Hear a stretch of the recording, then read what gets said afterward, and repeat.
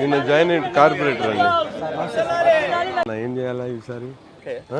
Janasena TDP కలిసి పోటీ చేస్తున్నాయి కాబట్టి ఒకసారి అవకాశం ఉంది. గుంటూరు ఈస్ట్ తెలుగుదేశం జనసేన అభ్యర్థిని మీరందరూ తప్పకుండా ఈసారి సహకరించండి. తెలుగుదేశం పార్టీకి అవకాశం ఇవ్వండి. ఈసారి గుంటూరు తూర్పు కూడా తెలుగుదేశం గెలవబోతా ఉంది. మీ మార్కెట్ సమస్య ఇప్పుడే చెప్పాడు పెద్ద ఆయన, చేసి పెడతా అందరికి తప్పకుండా. ఇచ్చుకోండి, చేయండి అమ్మ. సైకిల్ గుర్తు మీద ఓటేయండి. ఇద్దరు తప్పకుండా సైకిల్ గుర్తు మీద ఓటేయండి అన్న. తప్పకుండా అన్న గుర్తుపెట్టుకోండి. ఒక్కసారి మీ అవకాశం ఇవ్వండి. మీ షాపింగ్ కాంప్లెక్స్ దగ్గర నుండి ప్రతి ఒక్క విషయంలో కూడా నేను మీకు అండగా ఉంటాను. తప్పకుండా సైకిల్ గుర్తు మీద ఓటేసి గెలిపించండి.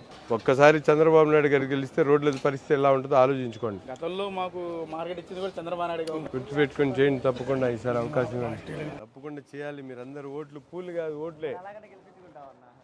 Thank you. తప్పకుండా హెల్ప్ చేయండి ఈసారి. అందరు కలిసి చేయాలా, చేసి పెట్టు. మీరు అందరు తెలుగుదేశం జనసేన ఓటేస్తే మీ షాపింగ్ కాంప్లెక్స్ డెవలప్మెంట్ అవుతుంది, అన్నీ వస్తుంది. నేను తప్పకుండా చేయండి అన్న, అవకాశం ఇవ్వండి. మీ సార్ తెలుగుదేశం అభ్యర్థిగా పోటీ చేస్తున్నా, జనసేన టీడీపీ.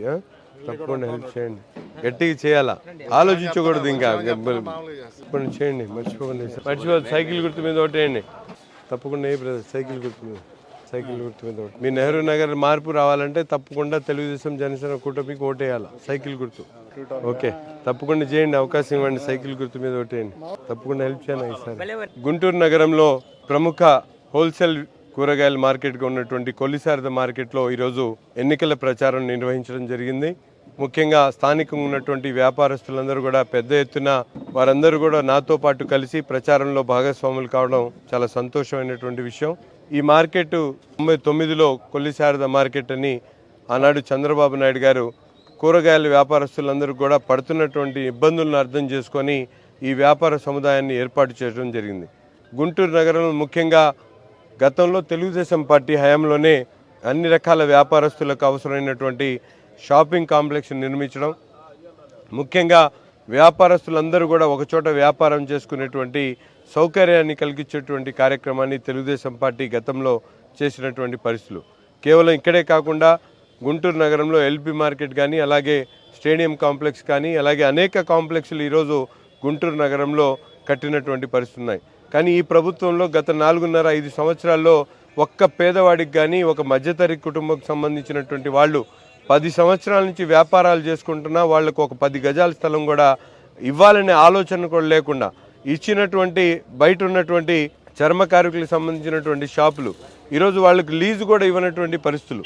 వాళ్ళకి షాపులు అలాట్మెంట్ చేశారు కానీ వాళ్ళు వినతి చేస్తూ ఉన్నప్పుడు లీజు కూడా ఇవ్వకుండా ఈ వ్యాపారస్తులు అనేక సంవత్సరాల నుంచి వ్యాపారాలు చేసుకుంటూ అద్దెలు కట్టుకుంటున్నటువంటి వ్యాపారస్తులను కూడా ఈరోజు షాపులకి రినీవల్ చేయకుండా వాళ్ళని ఇబ్బంది పెడుతున్నటువంటి పరిస్థితులు కూడా ఇక్కడ వ్యాపారస్తులు చెప్తున్నటువంటి పరిస్థితి. తప్పకుండా ఇక్కడ వ్యాపారాలు చేస్తున్నటువంటి కొల్లిసారద మార్కెట్ సంబంధించినటువంటి ప్రతి ఒక్క వ్యాపారస్తుడు కూడా నేను ఈ సందర్భంగా ప్రతి ఒక్కరు కూడా వాగ్దానం చేస్తూ ఉన్నాం. అధికారం చేపట్టినటువంటి వెంటనే ఈ కొల్లిసారద మార్కెట్ సంబంధించినటువంటి వ్యాపార వర్గాలందరికీ కూడా వారి వారి షాపులను రినీవల్ చేసేటువంటి కార్యక్రమం తప్పకుండా చేస్తానని చెప్పి నాతో పాటు జనసేన పార్టీ నాయకులు మేము అందరం కూడా కలిసి వాగ్దానం చేస్తూ ఉన్నాం.